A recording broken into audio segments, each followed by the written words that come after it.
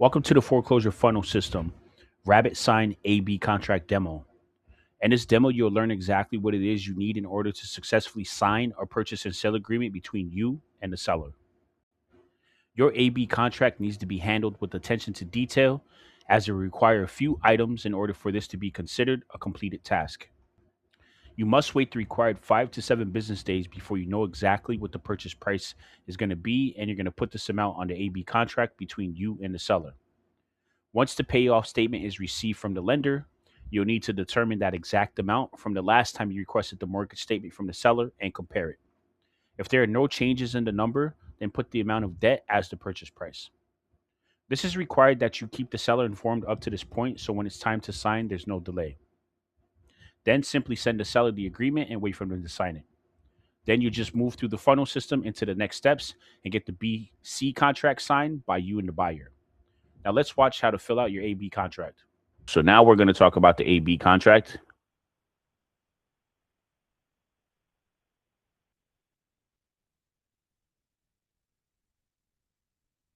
So this is going to be your official purchase and sale agreement with the seller. You'll put the seller's name, the seller's email address. This usually takes place on day 7. On day 7, you'll get that official payoff statement that has the official debt amount on it. That debt amount becomes your purchase price between you and the seller. So it's just going to go through like the typical setup as always. You're going to put in like your name. You're going to put in the address of your registered agent. It's highly recommended that if you don't have a registered agent, that you do get one. If not, then just reach out to me and then we can use mine, and I'll be the one that's actually officially on this purchase and sale agreement. So once you fill in all the proper information here at the beginning, you'll scroll down and put the property address. So for example, switch here. Text buyer's name would be Auto Close REI LLC. And then I'll usually put like my principal address of my registered agent, 418.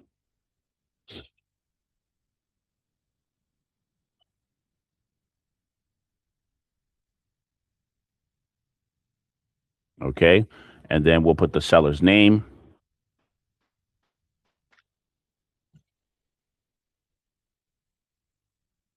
And then we'll put the subject property, whatever that may be.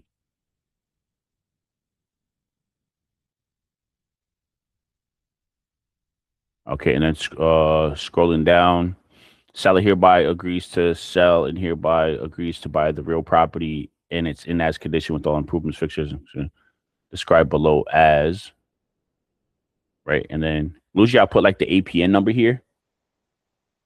So because they want like property description or whatever, APN here. Then once you put the APN here, so now that we got the official payoff statement from the lender, we know exactly what the seller owes, taxes, interest fees, days that have passed, attorney fees, etc., all that good stuff. So we'll just put that amount here. Let's say it's 60,000. Oh, here they usually want you to write out like the exact words. So it'd be like 60,000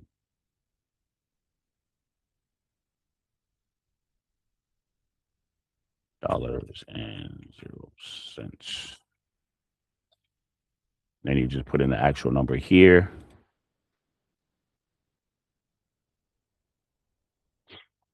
Earnest money deposit will be 5,000.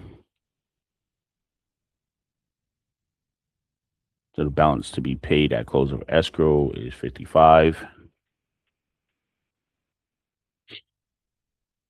And then keep scrolling down. We're going to select cash on this one.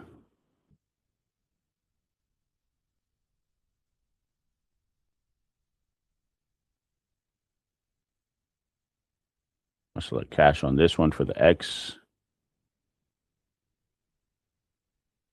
Moving down your inspection period. So this is going to be your same standard. Now you're resetting your inspection period, but there's no inspection really required no more because we've done our due diligence with the option contract. So this is just going to be a time frame for us to get the buyer to submit the EMD and the buyer to submit their final funding to title. which also includes like making sure the BC contract signed, then making sure we collect his EMD, then making sure we get the wire instructions so we know where to tell him to send it, and then confirming that he's actually sent it. So buyer shall have blank calendar days. So remember, calendar days is different from business days. I'm going to put 7 calendar days here. And scrolling down, access to the property, so forth and so on. Is it vacant? Is it occupied? Is it tenant occupied? We'll just put whatever. But let's say for the sake of this property, the property is vacant. We'll select vacant. And then is the property tenant occupied, vacate property on or before? It all depends on our buyers like requirements and requests. If it is tenant occupied, do they want to keep it in there and just renew the lease with them, or do they wish to have it vacant upon closing? So let's say he just wants to continue occupying it. We'll select that. Escrow agent is basically your title company that you have selected that can handle double closing for you. So just reach out to me during this process. I'm usually helping you during this process to fill out your contracts anyway, but this video is just to instruct you to give you an idea of how to fill out these contracts and what to expect. But usually at this point, this is where have already selected your title company. You know which one's going to go with that, knows how to understand and handle double closings. So this is where you put your agent name. So it'll be like the title company, it'll be like title insured. And then you simply just like put their phone number or something, right? Like whatever their phone number is. Boom, title insured, and that's the company. And then if required by state law and the governments of, and then you just put the required state. Cool. And then moving forward, close the escrow. Most transactions that are handled with double closings can usually happen within like 24 hours. So like the property gets purchased, the property gets resold. So what we're going to do is we're just going to put a standard close of 30 days here. The date shall occur on or before. Usually when we submit our contracts to funding, they need at least a week out. So we'll do a week from the signing of this contract. So let's say it's 6/17. We need at least a week out. So we'll do 6/25. Or we could just do the end of the month just to play it safe. So we'll do 06/30/2026. And there's also, we might put this down at 6/30. Like we'll be able to close within like 14 days or like 21 days, but we can escalate it by request if we want to. So like if the buyer's ready to go, they already got the money, things are looking great, they got full approval from their hard money lender. Then we could just call like the title company and say, hey, listen, the buyer has their funds ready to go. Can we escalate the date and move it up or whatever, so forth. But we'll just put a formal date here. And then scrolling down, escrow and closing fees. This is usually just everybody pays their respective payout. Buyer and seller shall pay each their respective escrow and closing fees according to the usual. But in this case, because we're paying off their total debt in full, and this is how all our deals are going to be structured, buyer shall pay all closing and escrow closing fees. So we're going to select that one. Because remember, like the seller doesn't have money, right? And like they don't want to lose money off of it, because if you're paying off a total debt amount, it has to be in full. It can't be cut in half or like deducted or have a discount. So buyer shall pay all escrow and closing fees. Then moving down, debris without debris, we're going to do, let's just say with debris, let's just say all appliances included, whatever's in the house as is, which state that we're marketing in. Oops, sorry. This would be PA, right? Additional property following personal property should be included in the sale here, and if any, that's where you put additional terms like things that need to be removed or things that need to stay. And then we're just simply going into the seller deliverables. Seller shall deliver the following to the buyer within 5 business opening, a written 5-year insurance claims history regarding the property, etc. And then equity release, and then goes into profit disclosure, and then assignment disclosure that the seller's acknowledging. These are like the new rules that we have to abide by now in all of our contracts. So this is the assignment disclosure has to be in there. The wholesale disclosure and equitable interest has to be there. The equitable interest, the intent to assign or transfer, principal capacity, title at closing, independent evaluation, no appraiser representation, state law compliance, etc. And then whether or not we're an agent or not, Luigi will just select does not hold an active license in the state of PA. For me, I do though, so I would select does have an active real estate license with the state of PA. I would select that because I have to let them know, even if it's not how I'm structuring this deal. If I'm doing a double closing, I still have to inform them that I do hold the license. And then moving down, it's just reading all the addendums, the contingencies, and the terms and conditions of the deal, etc. Your other agreements, your indemnity, release of claims, notices, entire agreement, the IRS, and this is highly important to report. So seller agrees to comply with the IRS reporting requirements. If applicable, seller agrees to complete, sign, and deliver to escrow agent certificate indicating whether seller is a foreign person or a non-resident alien pursuant to the Foreign Investment Real Property Tax Act. That's highly important. And it just goes into a lot of stuff that's just like addendums and laws and waivers, counterparts, etc. And then attorney fees of either party should prevail in any litigation, etc. The prevailing party shall receive from the non-prevailing party all costs and reasonable attorney fees incurred in such proceedings. Binding the right to counsel. And then Luigi will like send them like a disclosure sometimes too, depending on what state it is, to send them the right to cancel as well, which I think it should be back here somewhere. And delivered notices.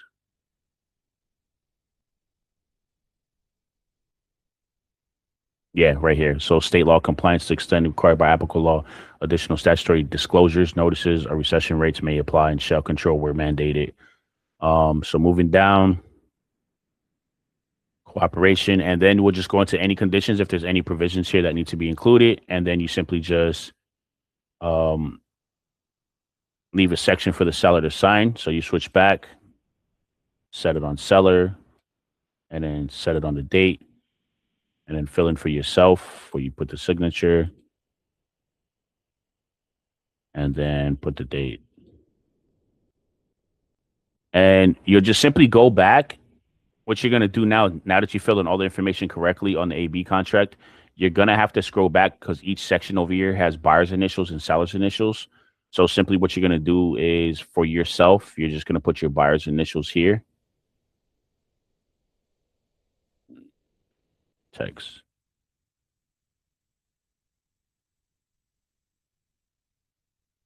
I'll usually would just use like my actual initials.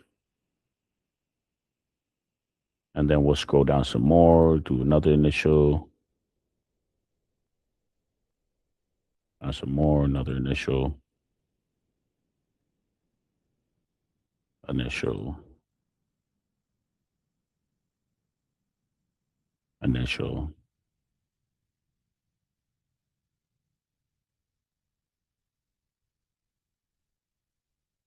Buyer's initial. Okay, so we skipped over governing laws and jurisdiction. We're going to fill this in real quick. So this would be PA. This will be, say, whatever county it was. So this is, for me, it's going to be Philadelphia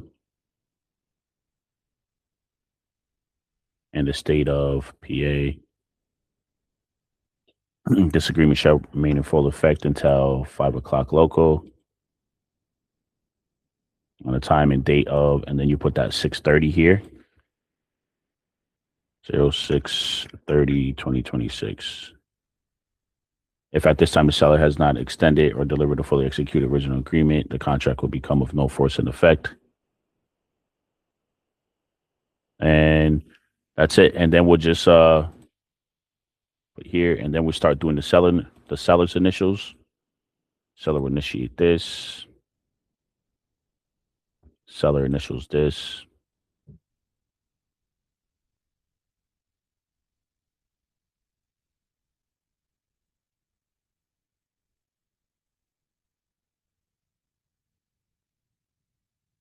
That's the section right here too. PA state.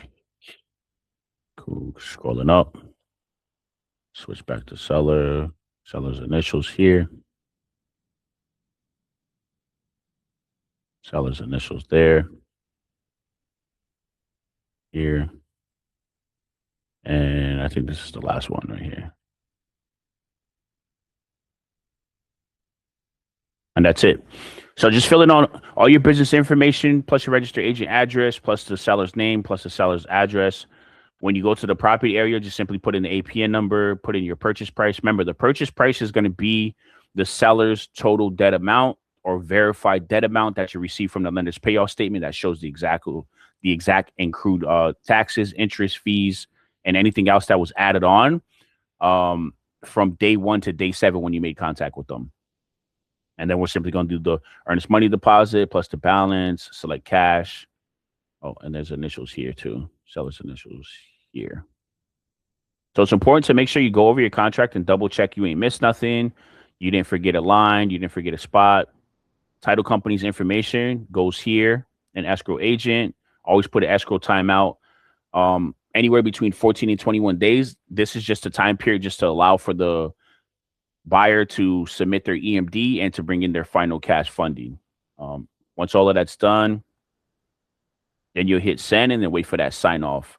And then next, I'm going to show you how to work on the BC contract with the buyer and the information that needs to be filled out and the information that is going to be required and what needs to be given or requirements that needs to be fulfilled by the buyer for the BC contract price and exactly what price do we write on that contract. Thank you for taking the time to watch this demo and learn how to execute the AB contract with the seller and the requirements needed in order to do so. If you have any questions or need help filling out this contract to make sure it's done without worry, feel free to reach out to me at 814-831-9853. See you in the next video.